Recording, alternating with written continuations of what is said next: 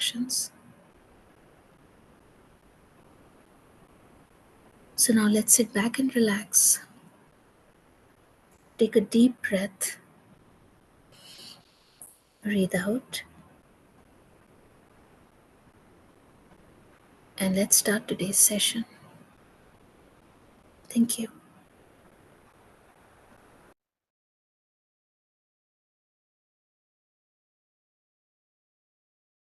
Thank you, Sister Raki, for the wonderful meditation. So, welcome all again to the Python session.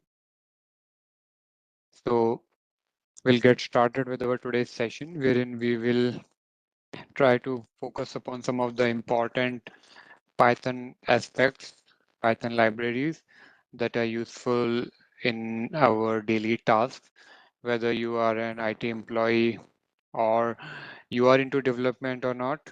So, the agenda of today's session is such that we are trying to help you with some of the important Python aspects and libraries that can help you with your daily BAU tasks, so that whatever you are doing on a daily basis, whether it is your technical or non-technical work, whether it is your analysis or data related work, or any sort of work that you are doing on a repeated manner on maybe a monthly basis, or even it could be a weekly basis, some kind of work that has having some recurrence, you can basically use these libraries to sort of automate them. Also, today's session is going to give you good understanding about what are the options available, and through which basically you can choose to do your work creatively. Right. So far, you have been doing your work as you have been instructed to, and you are using all your manual efforts to do it effectively. But you must also explore different ways how you can do a same task in numerous manners, which can optimize your efforts and be more efficient and productive. So things like we are using graphical user interface, we are using operating system on daily basis, and we are basically leveraging many automations. We are using browsers to explore internet and do lots of work related stuff on browsers. So these are the some of the aspects that we are gonna focus in our today's session. And so I will get started with that. I will share my screen. Just let me know once you are able to see my screen.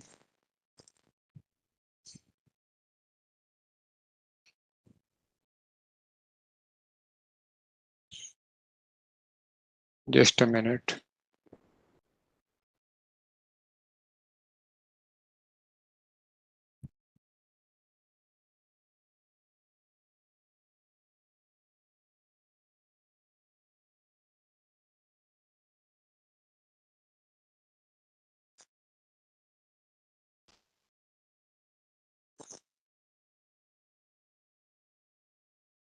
So let me know once you are able to see my screen.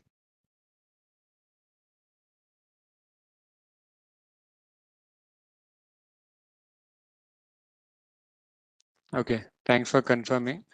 So today, as I've spoken about, we'll try to keep the session more practical, and that is why the session today might be a little shorter, because we are gonna look at the libraries and we'll perform some execution of those uh, practical Python programs that we have available today, to see how those libraries can basically help us with our daily tasks.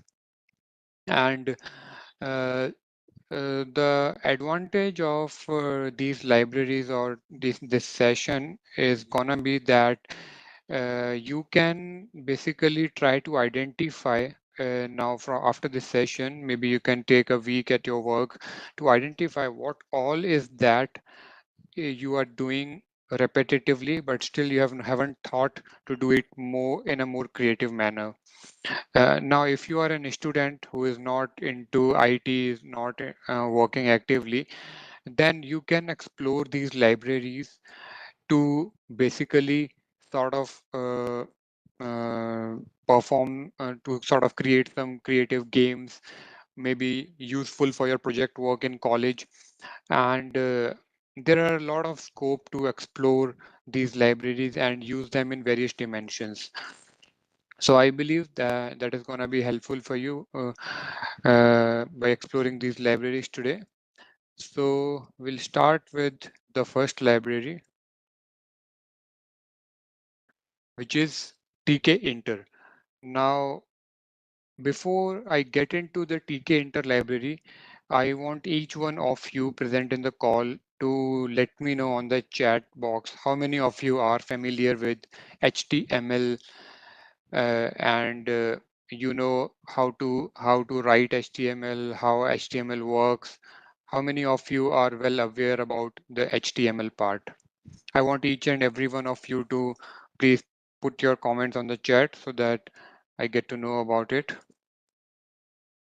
Okay,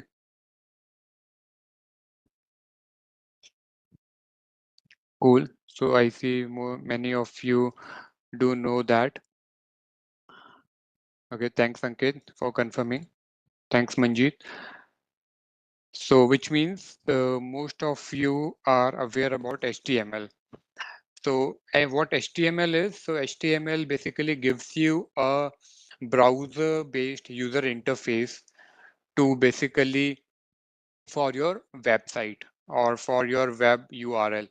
So whatever inputs you will share through that HTML, that will be basically executed on an AND server that would kind of fetch you appropriate output, or it will bring you appropriate response that you you require. Now, how many of you present today in our session are aware about tkinter?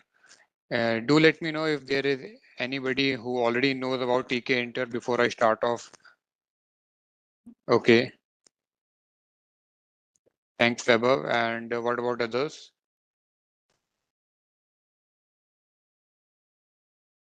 Okay, one person no.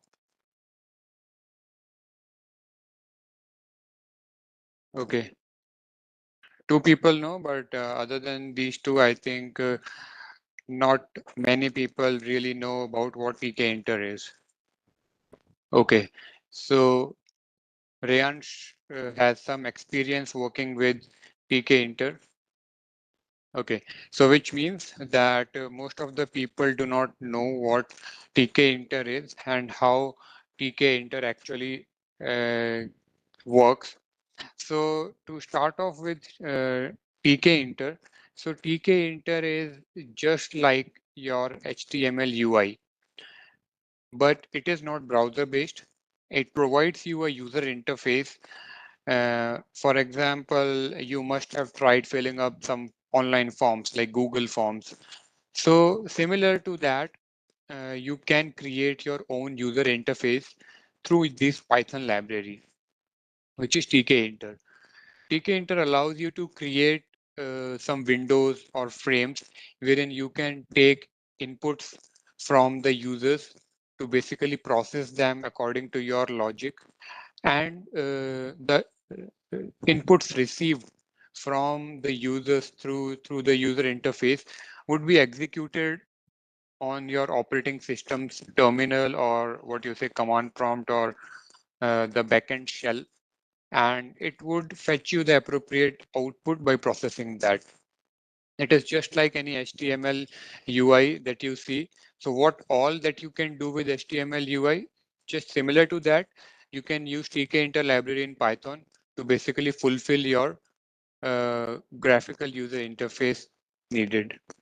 Kind of scrapper. So I'm sorry, Sanket, I don't have much insight about what scrapper is, but I will try to take a look at it. I cannot relate it with this at the moment.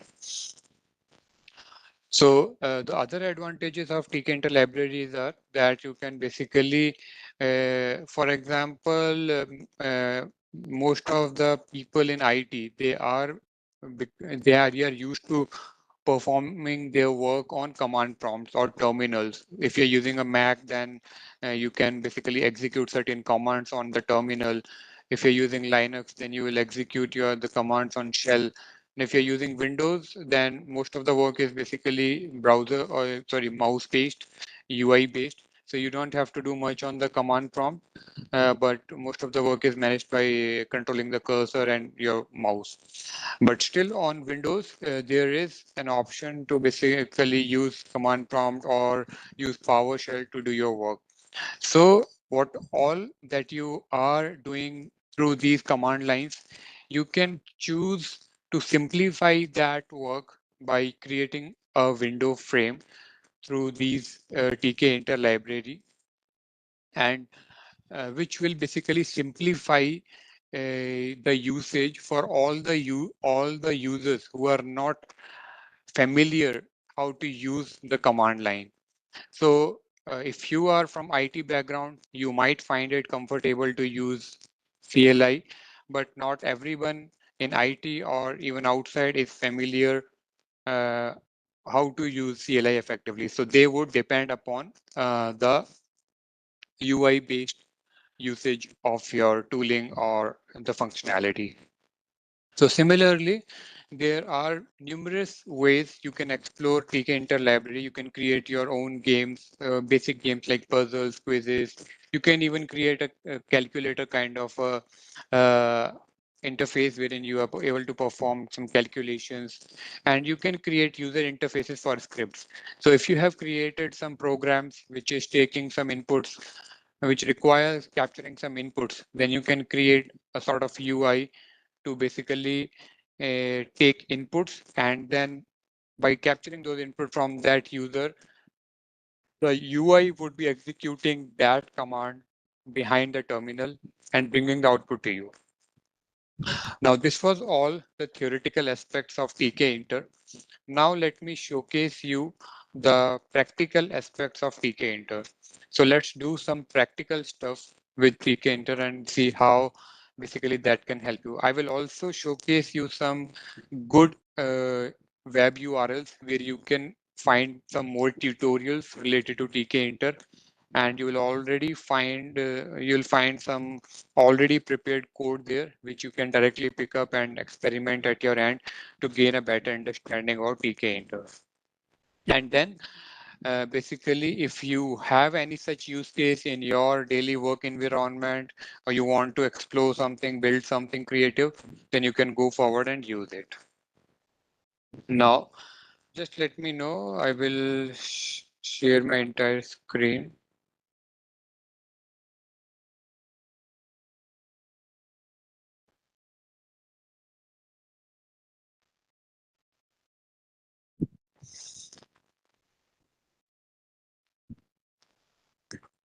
So I will go to my code editor. Are you able to see my code editor?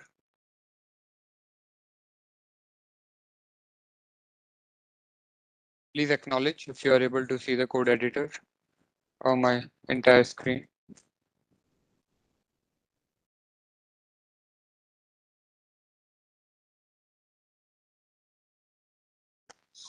So see, I have, thanks for confirming. So I have various programs that we'll try to run today, and then we'll be basically going through the public tutorials that are available, which I will share with you so that you can, after this session, go ahead and try those numerous use cases available there. So let me showcase you a basic example of TK Inter. So here, as you can see that I have a basic program here wherein I'm creating a basic UI, wherein I'm creating a button, and that button would be a clickable button. So this is a program which is button.py, and it is quite simple, wherein I am importing TK Inter as TK, and then I'm using this TK object to further create my user interface, which is a very simple. And I'm labeling my button as like hello TK Inter, and then it would allow me to, it would say click me as a message on the UI. So now I will go to my command prompt.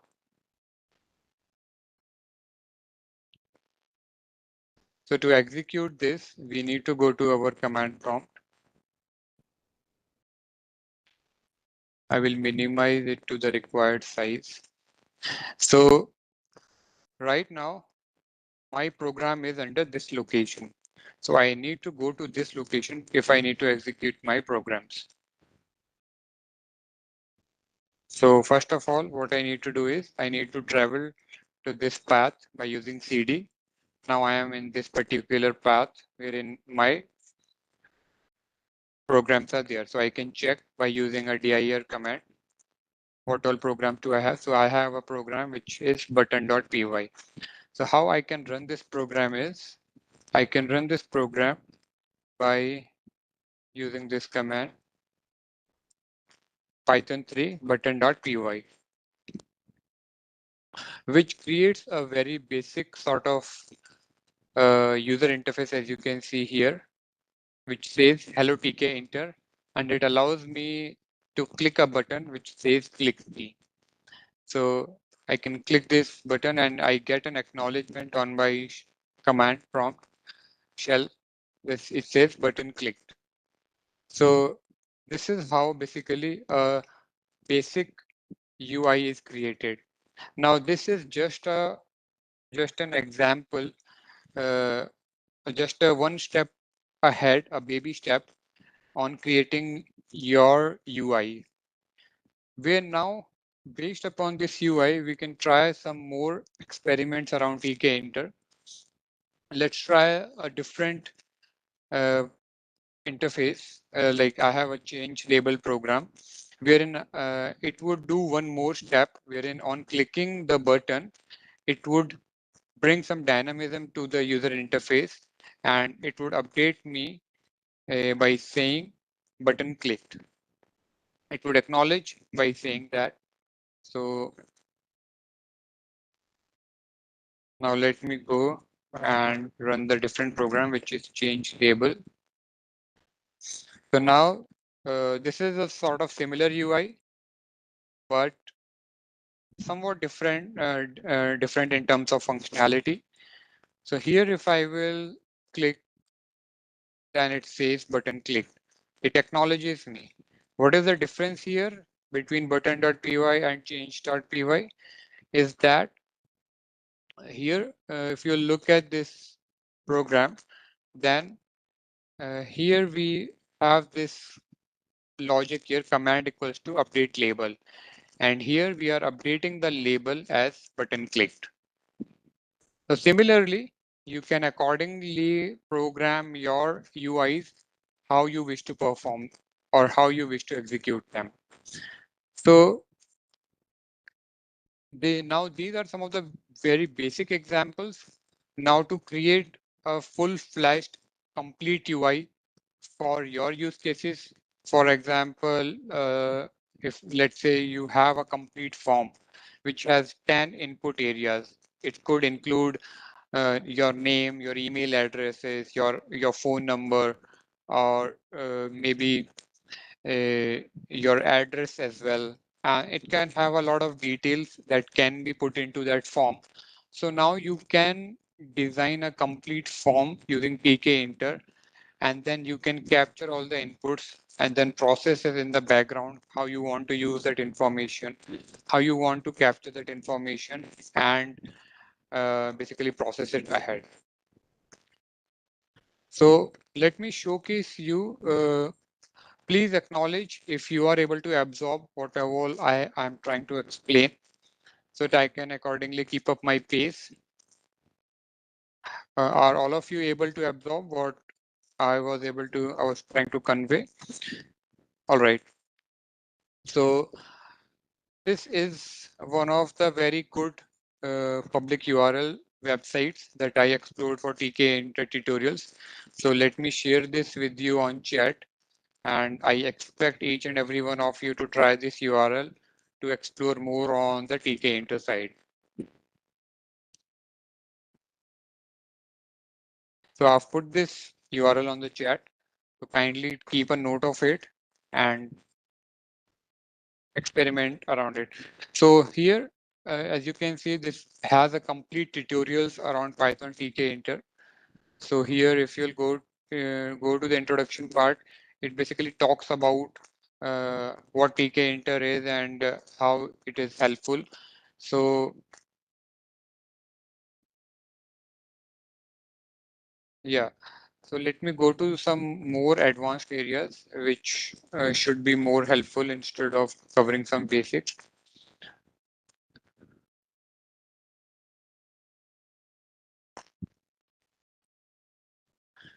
So yeah, it is. They are also trying to create a similar form, similar UI that we just experimented around, and they are also performing some color changes on their UI. Now we'll look at some other option wherein it is performing some advanced kind of a use case. We can enter message.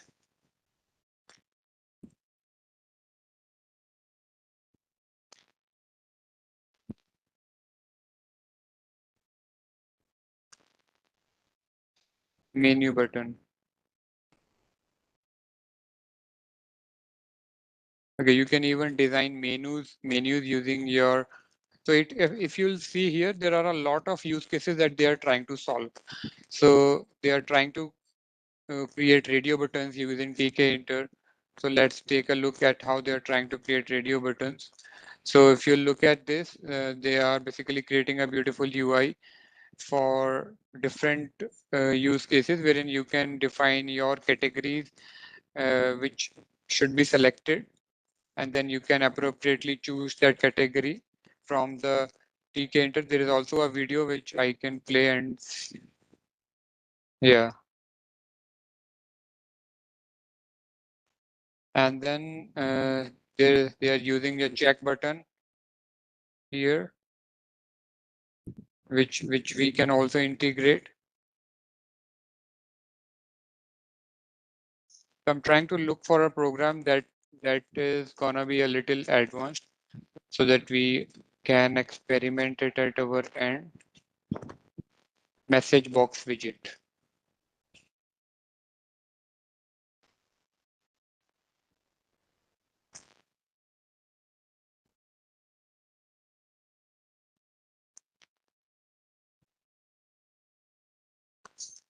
So let's try the radio button itself. I'm not able to find that particular program.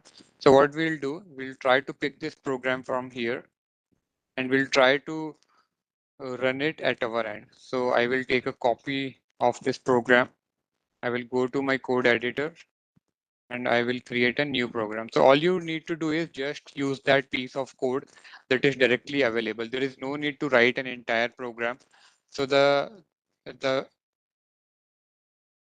the better way is to basically use what is available instead of writing it. But if you want to understand the fundamental, then it's always a good practice. But if you are already a working professional and you don't have time to learn from scratch, then it is always a good practice to start what is available to with what is available and use them. So let me rename is at try radio buttons .py. So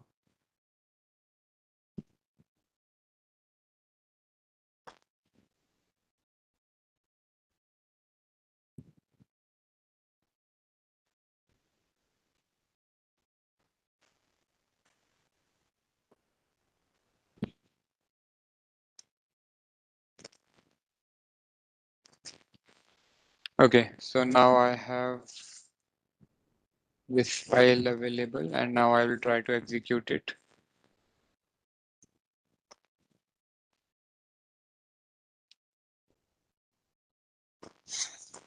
So I will try executing try radius. Sorry.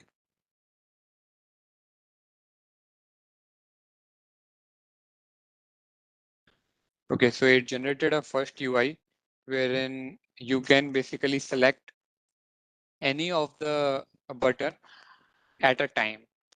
So it won't allow you to select multiple button because it is not a checkbox. it is a radio button. So whatever category that you may want to enable the users to select, you can basically program it accordingly, and that would become selectable. So that was a very good example. And if you want to use a different format altogether where you want a round radio buttons, you can use the other code that is available there. So I hope everybody is clear with what TK Inter is and how TK Inter can be helpful in your use cases. So give me a +1 if you think it can be useful for you uh, and you found it interesting. How many people feel that TK Inter is something that can simplify their work, or maybe they would like to explore it further? Okay, thanks Aditya for confirming.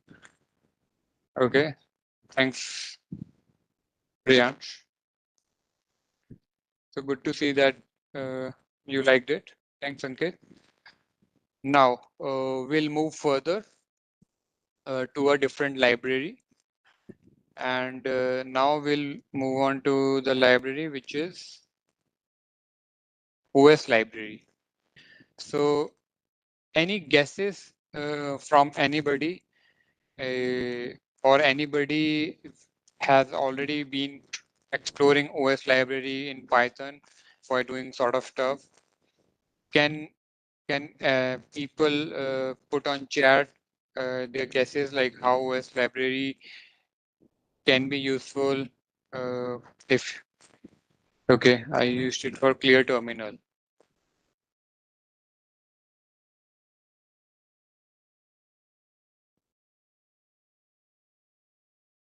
Okay, anybody else?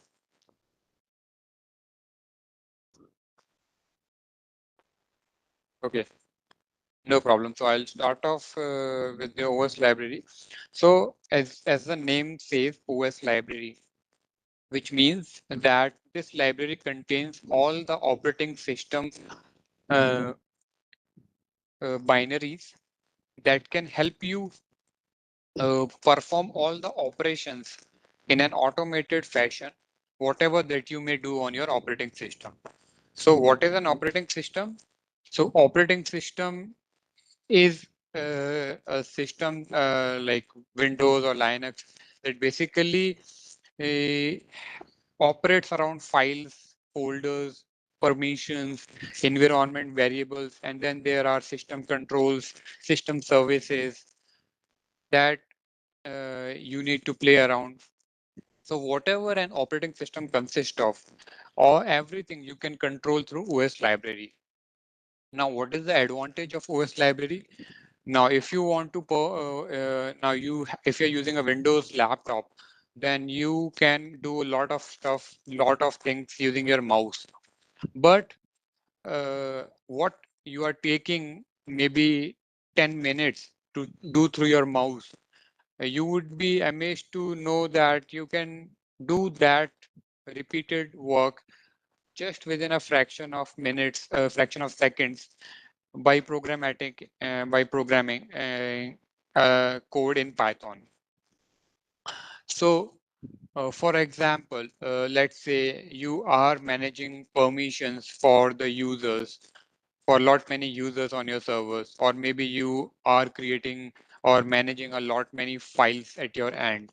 If that work has a repeated pattern, then you can put it together in a Python program by using the OS libraries.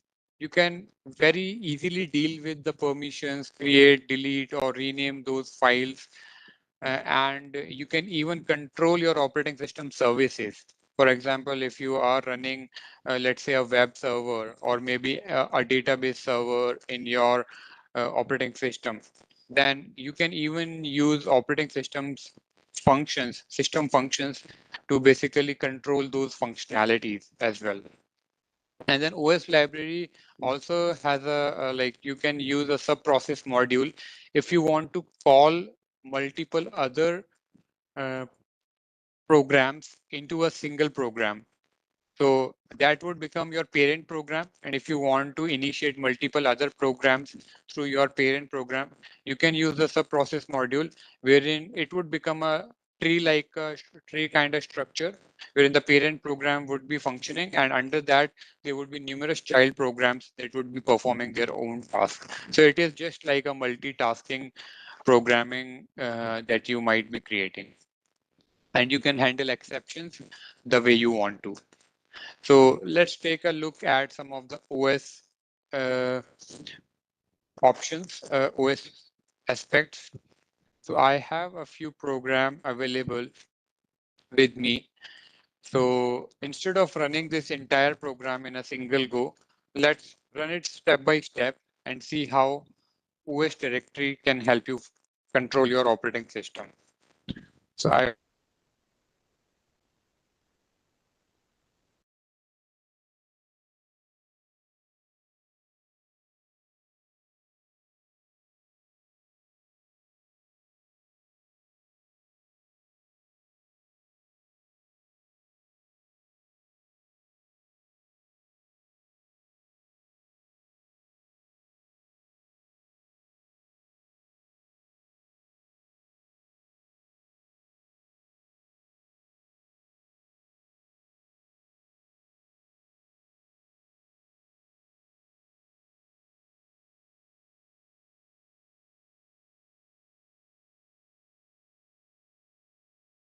can anybody everybody hear me?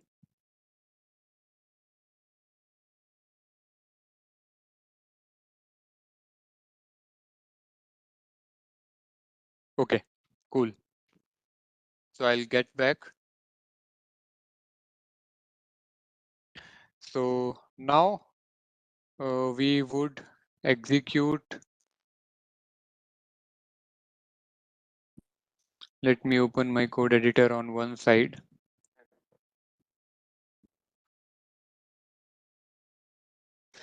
Yeah.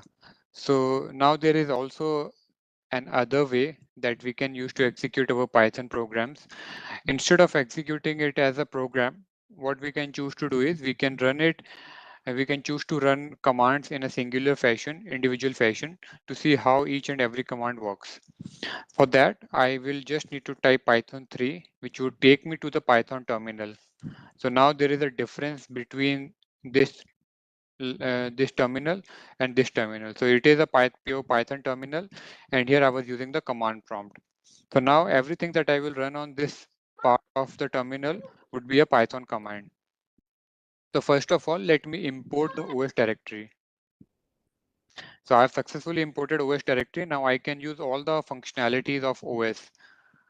So if I want to check what is my current directory, how can I check that? So for that, I just need to type this command get cwd, which means get the current working directory to me. And it says that this is my current working directory. Now, what if I want to put this into a variable? So I can put it into a variable which I can declare as current dir, which is current directory. And then I can basically pass on this value there. And now I can choose to print the value that is there in my current directory. So this output is a little formalized than this one. As you can see there, this is having two slashes, and here we are getting a more formalized output and more accurate one.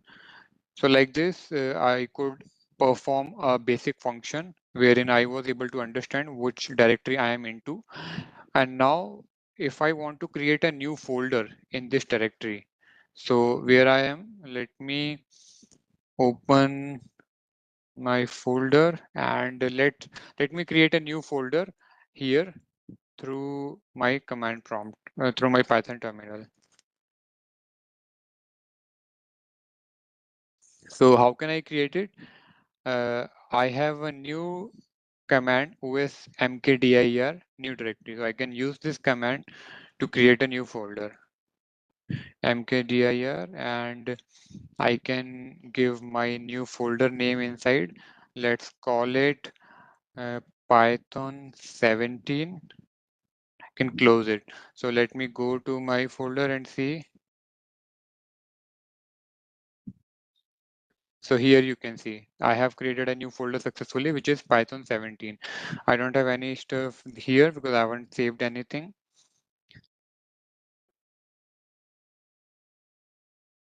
And then just like this, there are numerous options that you can try. So let me show you all the options that are available with this. So allow me a minute.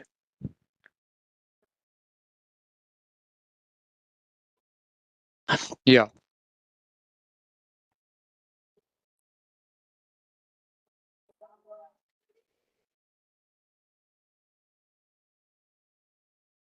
I had come across a very good blog.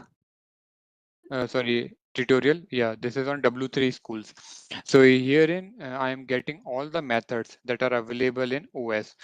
So there are many methods that you can use with OS library, and there is a long list that you can choose to perform.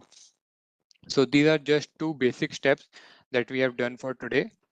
Now let's see what we are doing here. So it says now we are checking that the if we are checking a path that if it is a file or a directory.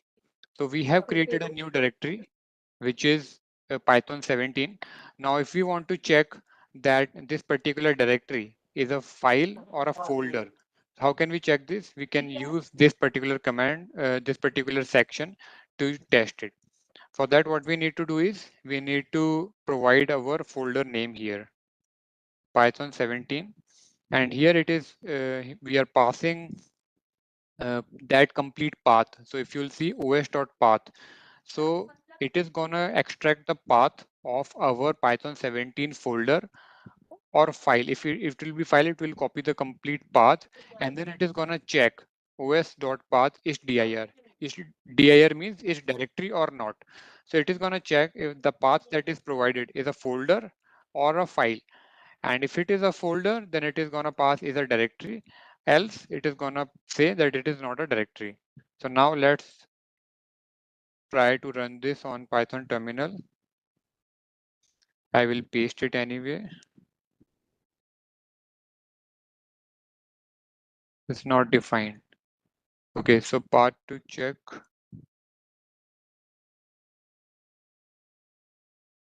Name current directory. Okay, so current directory is not defined because I am using current dir instead of directory. So I will need to run as dir instead of the complete path. So it says that Python 17 is a directory. It does not say it is a file because we have created a folder, not a file. So it is able to successfully extract it and say that it is a directory. Now, what if we want to delete that directory? So to delete that directory, we have a command as osrmdir, which means remove the directory. So we will use this command os.rmdir and will pass on the folder name.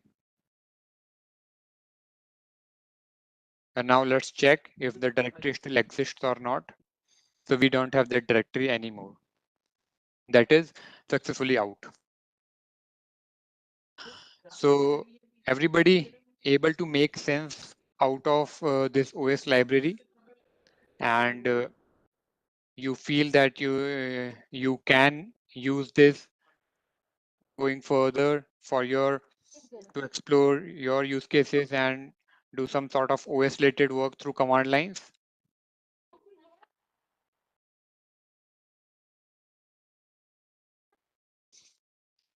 Okay, please acknowledge if you find it useful so that I can move to the other section now.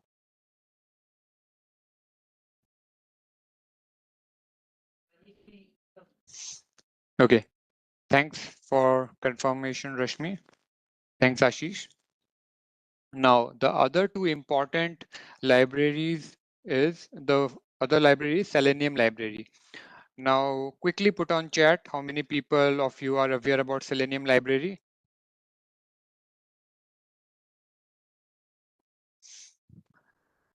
If you know, put +1. If you don't know, put no, so that I am able to understand. And I request each and every one of you to please put something on the chat at least.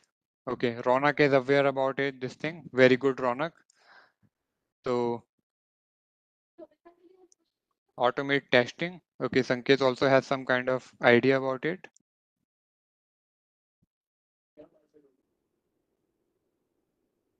Okay, so I see a lot many people are still not aware about this thing.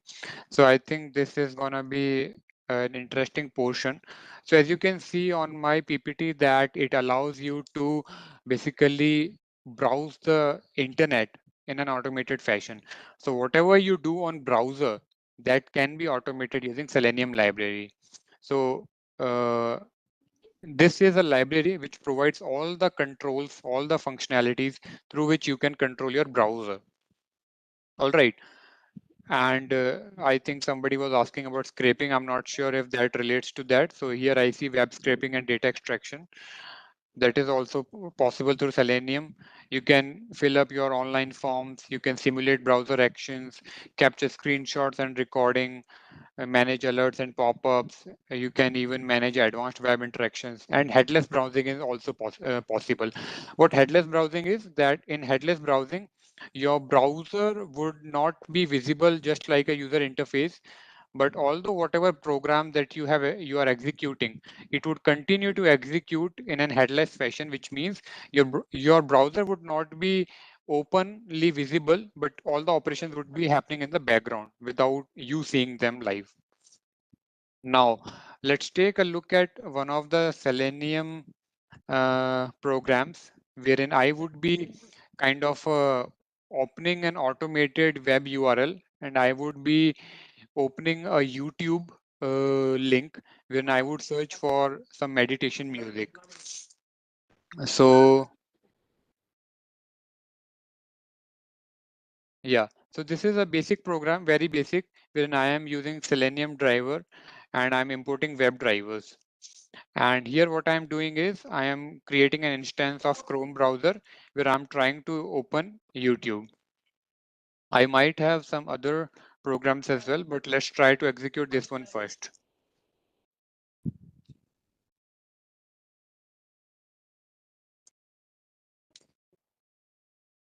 Sorry, I will have to exit here. Now I need to execute. So now I have executed Chrome. So as you can see that it is now launching the Chrome browser. So this was a basic, very basic example of controlling the browser. Now I just launched a web page. Now you can choose to basically control do lot many stuff on browser by doing many options. So right now what I was doing is I was only opening the youtube.com. So now if I want to let's do one step ahead wherein I'm opening as well as I'm searching. So I should have a program here wherein search music. Yeah. So wherein I am kind of searching for my meditation music on my URL on my YouTube. So I would run a different program here. Now it would open YouTube and it will search direct for meditation music. So now the recommendation that I'm seeing is directly meditation music. I don't have to perform a second step or manually by typing meditation music and then have to search through the list of suggestions that is recommending me. So these are some options that you can try on a fundamental level, and then there is a lot more that you can basically add on to these programs uh, based upon your use case or your exploration, your interest, so that you can basically take these automations to next level, and you can choose to optimize your work accordingly. So I see some of somebody had mentioned something on the chat. Let me go through. There is a module named web browser also that also does the same thing. Okay, I'm not aware about that, Ryansh. but I think Selenium is not a module, but it is a complete library. So a library is having, I think, more functionalities, and I think Selenium is a holistic library which provides different ways of basically interacting with your browser and doing most of your work in an automated fashion. But I would love to explore about this web browser thing. Sorry about that. I'm not much aware about it at the moment, but I will take a look at it offline. But overall, were you able to understand what Selenium can do for you? Please put on chat if you were able to understand and you find that interesting and you think that this can basically simplify your work. This can basically help you explore more creative ways to do your work, because I believe that 80% of the work, more than 80% of the work is done on browsers. There is very little that needs to be done offline. Most of the work happens on browsers, on internet only.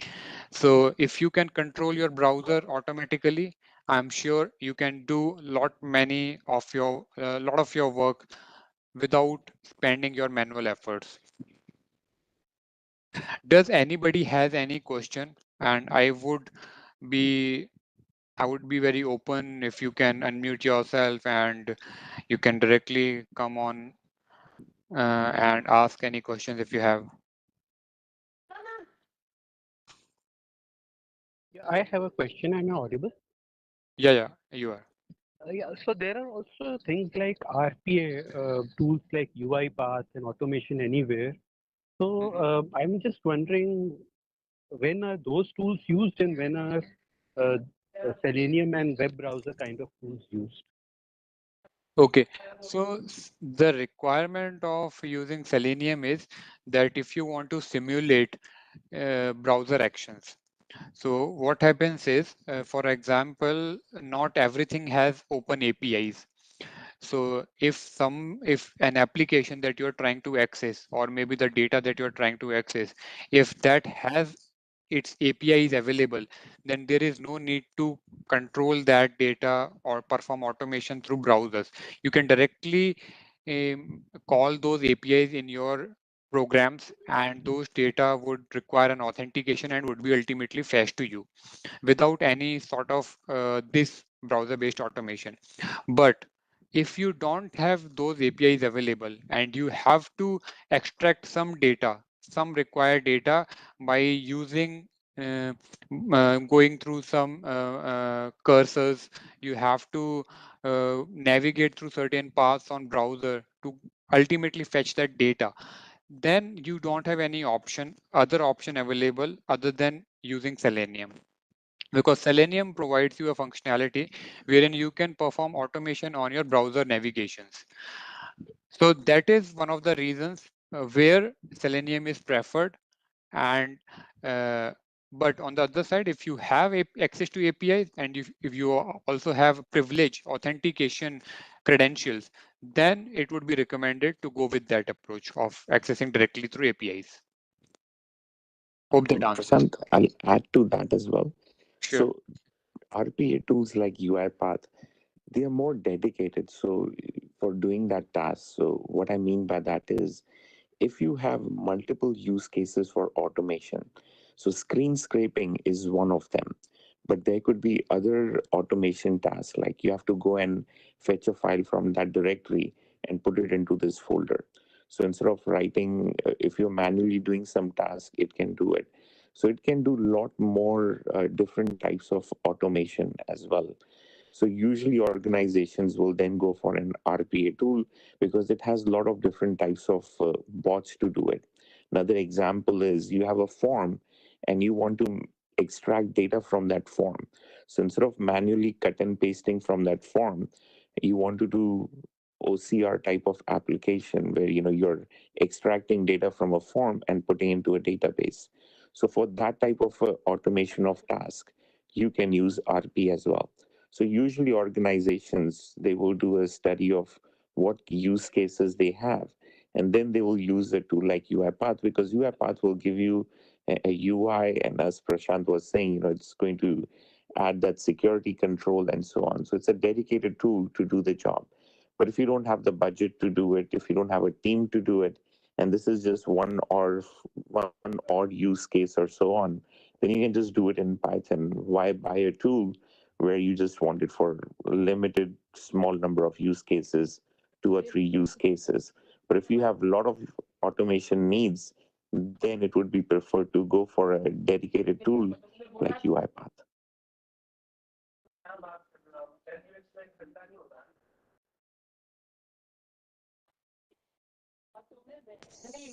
Thanks, Dr. Mukesh, for answering that. Any other questions anybody has before proceeding to the last library?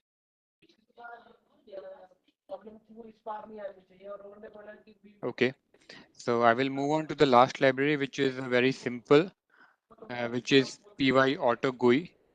So this is a library which basically simulates your mouse actions.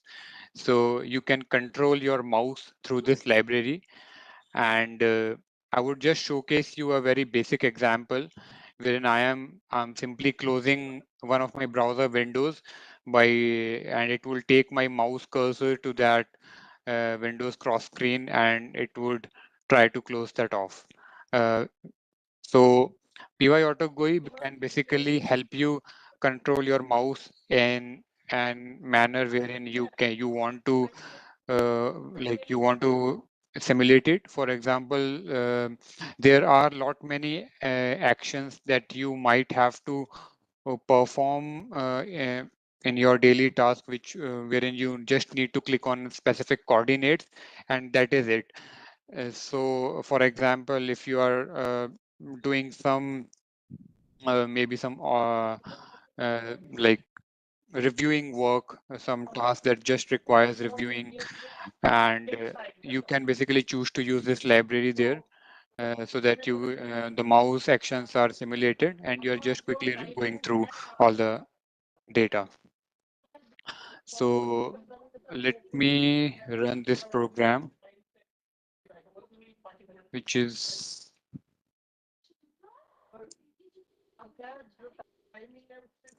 so just uh, keep your eyes on my cursor so that you're able to see how it basically is. Yeah. So I hope you had observed that. So through this, basically I controlled my mouse and it went to a certain coordinate of this area automatically, and then it choose to close the window that was there. So this is just an example, just a baby step uh, for explanation purpose. Now you can choose to control your mouse actions if you have something some sort of similar work wherein you need to manage you need to do most of your work through your mouse. So you can programmatically add instructions to your program, and then your program would be able to do your all the clicks and the navigations. So this was all where for the last library that was there. Like you can control your mouse, keyboard, you can capture screen, you can screen record, you can set up GUI workflows that are automated, you can create macros. So like in Excel sheets, there is an option to create macros, and what that macro does, so macros basically uh, captures the movement of your mouse and tries to understand what is the sequence of operation that you're trying to perform, and based upon your cursor, your movement of mouse, it basically actually automates that data processing, that data extraction, and then you don't need to basically do that again and again. You can just create that macro in your Microsoft Excel, and then automatically from the next time onwards, it will perform the steps on your behalf and put the data forward, present you in an appropriate manner as required by you. You can basically automate data entry as well and perform some game related automations as well.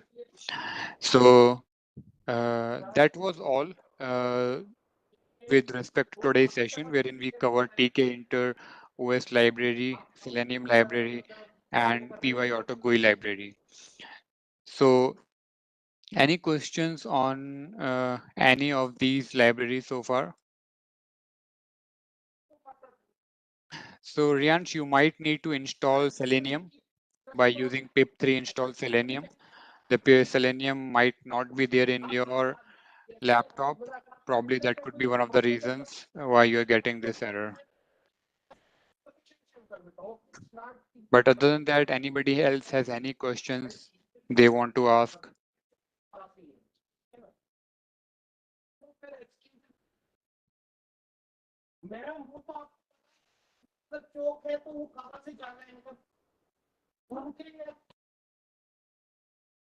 You can unmute yourself or ask, or you can even put your queries on chat. Otherwise, if there are no questions, we can move further towards our closure of the session. I will request Dr. Mukesh to basically add some of his experiences around these libraries, and then maybe we can close the session after that.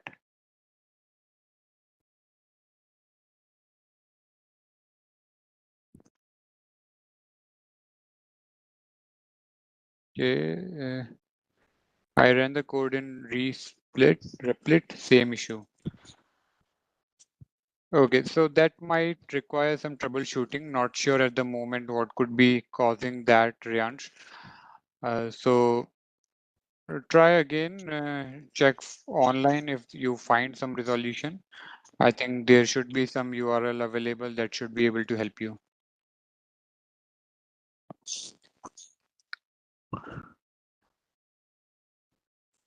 Do let us know if there are any other questions. What I would suggest is Replit was an easy way to get started, but now we want to, get better. So I would strongly suggest download Anaconda because then you will have all the Python libraries locally installed on your desktop. So if there's anything missing, there's a utility called pip. You can type in the command line pip and the name of the library that you want. So if you type pip selenium, it will go and download everything for you. I'm not sure, I haven't used it, but it could be possible Replit doesn't have that. So we'll have to figure out how to use pip in Replit to make sure that library or module is there, and then you can use it. But if you're using Anaconda, you have full control. You can just download any library you want, and then it will definitely work. So those who haven't downloaded Anaconda, Anaconda is a free Python IDE, integrated development environment, where you can write in your code. And the other advantage of using Anaconda is that you can start using notebooks. So probably in one of the sessions, we'll try to show you what a notebook looks like. But that's the most common way nowadays, is to write a notebook where each line of the code or a group of lines of the code are in cells, or it's a block of code. So you have more control how you run the program, and if it doesn't run, it shows you the outcome of running that cell. So we'll demo that use of notebooks as well. But in order to demo that, it will be good if all of you can download Anaconda. And if you have any problems downloading Anaconda, please use the Python WhatsApp group where you can post your questions over there, and we'll be able to support you to help with getting started with Anaconda as well. In terms of practicality, so high level, there are two use cases for Python. One is data engineering, to move data from one system to the other. So there are tools like ETL tools, and there are other cloud-based tools like on AWS, we've got AWS Glue, or in Azure, you have Azure Data Factory, and where you can use Python to do your data transformation and do those tasks. So in those type of use cases, you're using Python within a tool, so you don't need to build a UI or anything. But the other large category of use cases for which Python is used is data analysis. And a lot of this data analysis is ad hoc, but a lot of it could be repeated as well. So if it's a repeated task and if you have to present this dashboard where you're doing this analysis, a lot of organizations will use a reporting tool like Power BI or Tableau and then use Python or R within it. So that's where they would use it. But many organizations, they don't want to spend or have the cost of an additional data visualization or reporting tool like Power BI. So in that case, they can use the libraries to build their own UI as such. So that's the use case where you would practically use it. But there are a lot of other Python libraries that you should start using or playing with it, but not everyone would use it. So it depends on the use case. One of the most common other Python libraries that is very useful is NumPy, NUMPY. So if you're doing any mathematical analysis, linear regression, or any type of statistical functions that you need to use, instead of writing your own function or code, you would just import NumPy and start using those functions. So it makes it very easier for you to do mathematics, statistics type of analysis, which is what the data analysis or data scientist, data analyst or data scientist would need to do. Many times, another library that is used for deep learning is PyTorch. So those who want to learn deep learning and understand what it is, you can download PyTorch, and there are a lot of samples and examples for it as well. Uh, Another common one used is Flask. So if I want to use or expose some of the functionality using API, API stands for Application Programming Interface, where I want to interact with my program using APIs or exchange information or data using APIs. So using the Flask framework with Python, you can do that as well. Another one I can think of it is if you want to connect to databases. So you can, if you're like, for example, if you want to connect to MongoDB, there's a library for it is PyMongo as well. So there are various libraries depending on what the use case is. So usually a good thumb rule is what you're trying to do, Google for it, and you will find the library which you're trying to already do or achieve as well. So, for example, if you are into life sciences and you're into drug discovery and so on, there are Python libraries for bioinformatics as well. There are Python libraries for doing drug discovery and so on. So, there are too many Python libraries, but it depends on what use case, what you're trying to achieve uh, as well, which will allow you to know what it is. Many times, I use ChatGPT just to see how to do it, and I get the answer from ChatGPT as well. So the more you know, the better it is. But you just have to start getting used to finding the library by yourself, what is relevant to the use case. The good thing is we've had 17 sessions, which means you have at least the basics now, how to use the for loop, how to use the while loop, how to iterate it, which means you don't have to be trained on all these libraries. You are now at a good point where you can start playing with these libraries yourself. And in that process, if you need any help or if you have any problems, then certainly you can ask questions or share your experience. It doesn't always have to be asking. You can just share, say, I tried this, this works, this was great, this was fun as well. So feel free to play with it, download the things. Like sometimes to learn, people write games in Python, and there are a lot of open source code to do that. So you can just read that code or write your own game for fun. But you just have to do it to be able to understand it better. Any questions? Would anyone like to share what libraries they've used?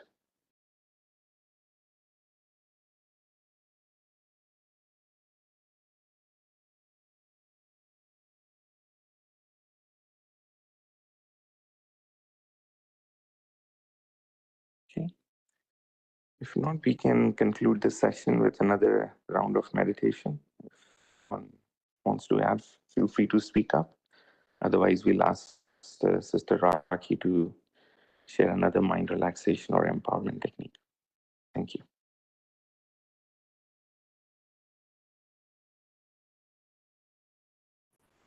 Thank you, Dr. Mukesh.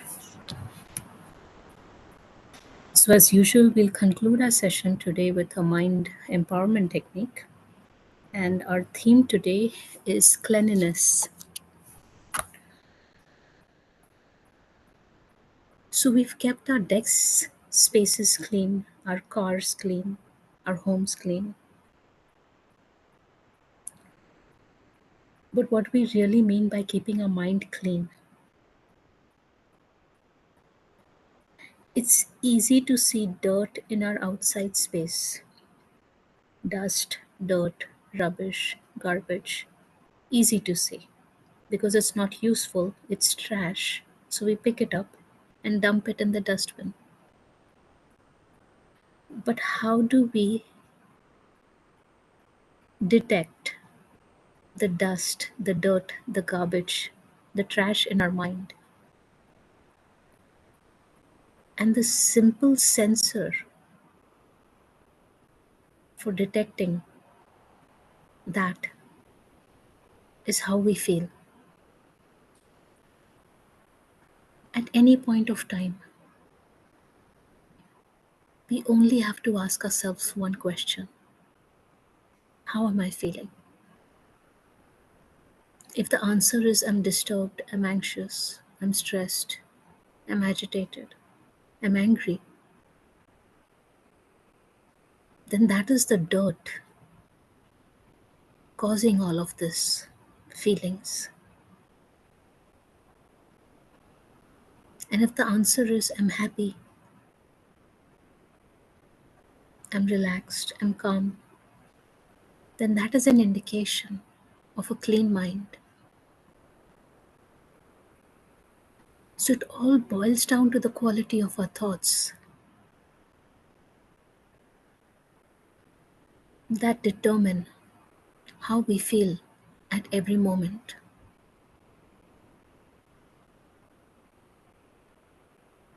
So it's a good housekeeping practice to keep the mind clean and not let any disturbing thoughts, thoughts of resistance, of not acceptance, thoughts of expectations that are uncontrollable, that cannot be fulfilled,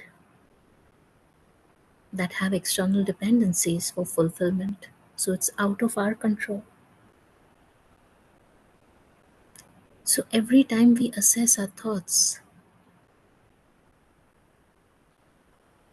and we pass it through a clean filter, that if this thought is not making me feel good,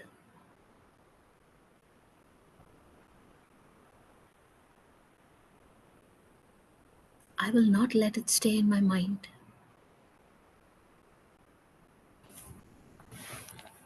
If a desire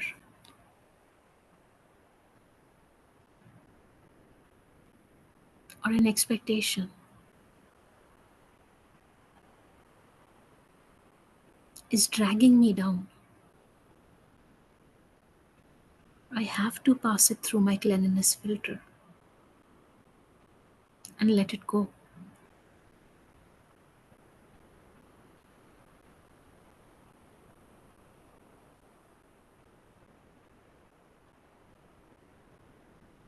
Unless I don't use this filter of cleanliness on my mind, I won't be able to change the old patterns of thinking, of my behavior, of my living.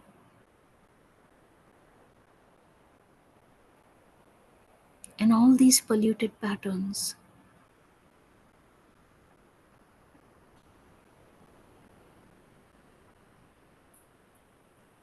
have led me to what state? Is that acceptable to me?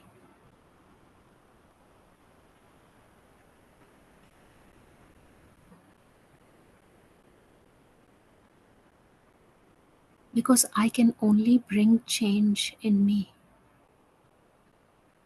or in my lifestyle, or in my thinking, or in my behavior, if I have motivation to change, if I have a reason to change.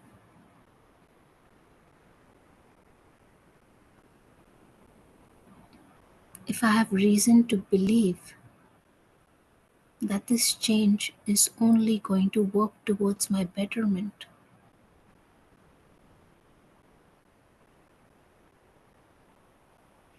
and once I have that sufficient motivation,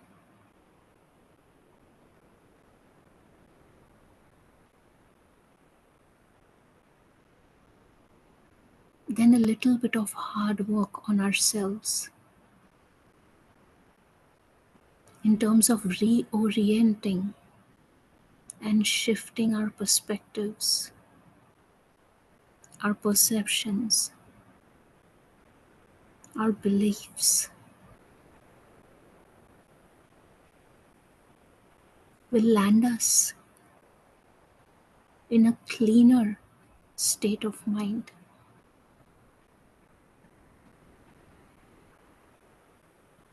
But the fuel to propel into this state of mind is going to be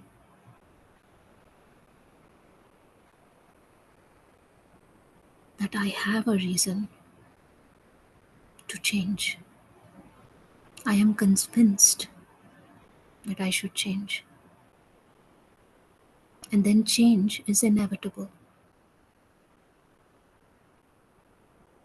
Because once we decide that a shift is necessary,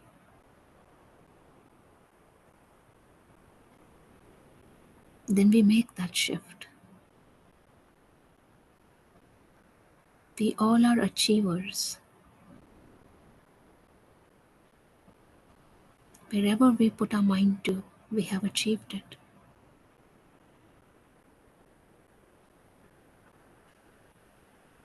Wherever we have motivation to succeed, we have succeeded.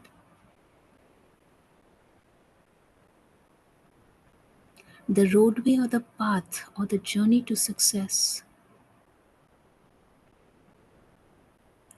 has never been a challenge for us because we've set a goal and we only come to rest when that goal is achieved. So victory is ingrained in each and every one of us.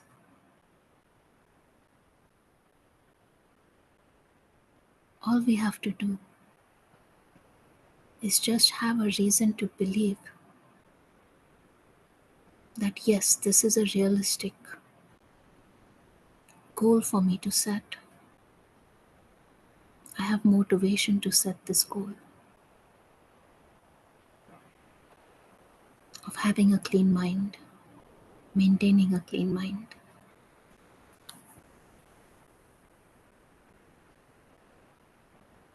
So assessing the quality of the thought. Is it negative? Because if it's negative, we just won't feel good. That's the only detector of a negative thought. How do I feel? Is the thought necessary to do my mundane tasks? Yes, that passes through the filter of cleanliness. Is the thought positive? Yes, it passes through the filter of cleanliness because that thought makes me feel good. Is the thought waste thought? Waste means it's not serving me. It's draining my energy.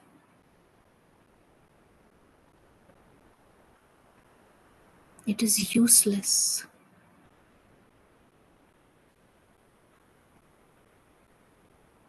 It it has no productivity,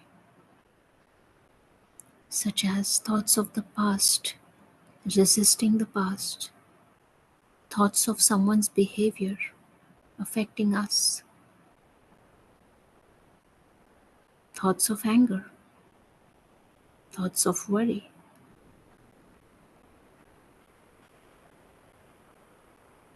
These thoughts cannot change anything, and they only drain our energy. Thoughts of future, aiming for a future, planning for future, necessary thoughts, they pass through the cleanliness filter. Worrying about future, waste thought. It's not serving anything. It has no outcome apart from draining my energy.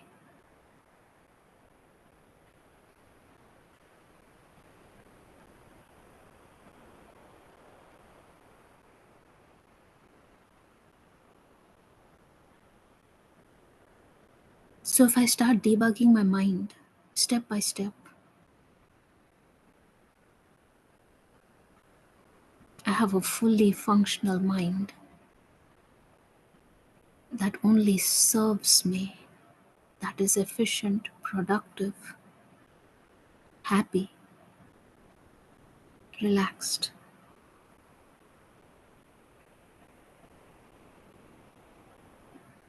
And if I keep allowing these bugs to sit in my mind, bugs of waste thoughts, bugs of negative thoughts,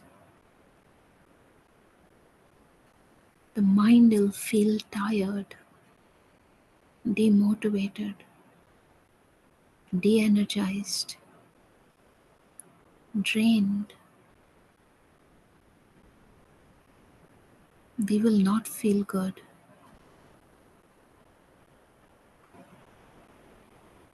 And whoever we interact with will also not feel good because we are passing that inner negative, wasteful energy out.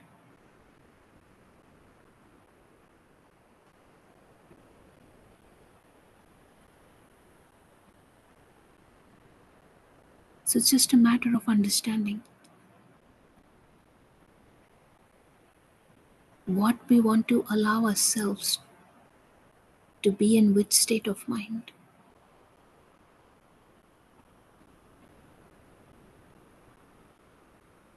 Because thoughts is the root of every action, of every word, of every feeling.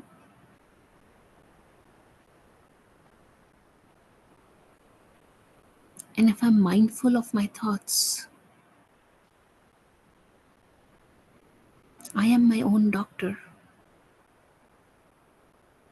I am my own therapist, my own counselor.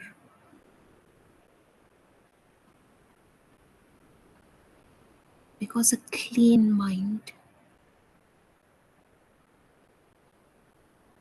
can make the right decisions. A calm mind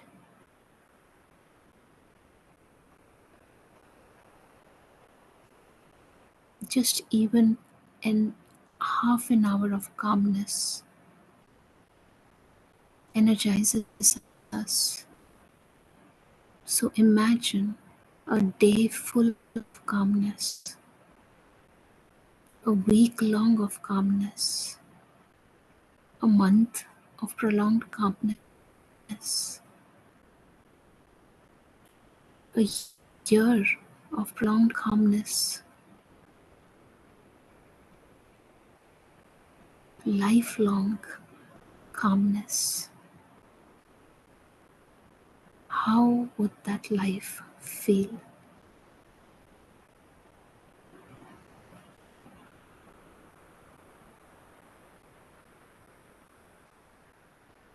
We empower ourselves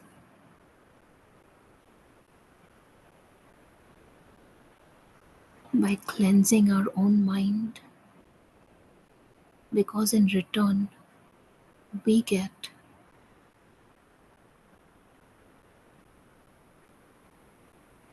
a life full of calmness,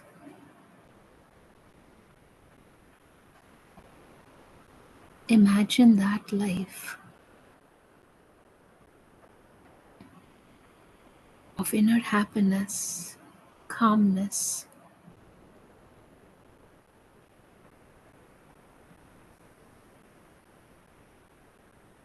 and therein will lie the motivation to change.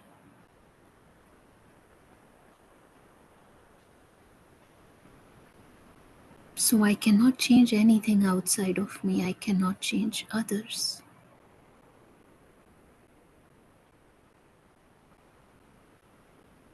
But using this filter of cleanliness, I change my mind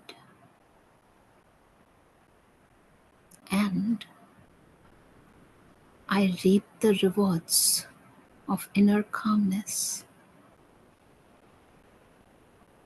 And in turn, I vibrate with purity, with positivity, pure thoughts, clean thoughts, positive thoughts,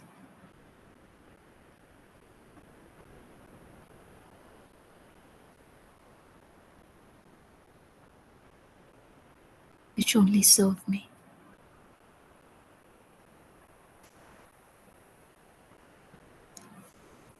So let's conclude our session today with this understanding that I have all the empowerment techniques in my tool set, in my skill set. All I have to do is start applying them.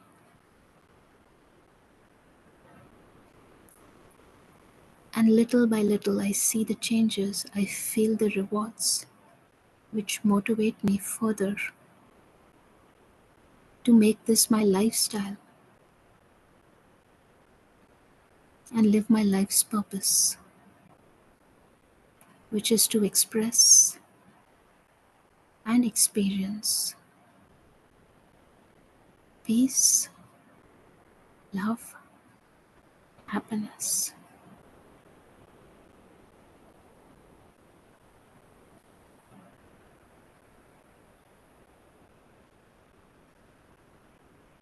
That is the bottom line of life. So let's conclude our session today with this thought, and we wish a great week ahead to everybody and look forward to meeting with all of you again next week.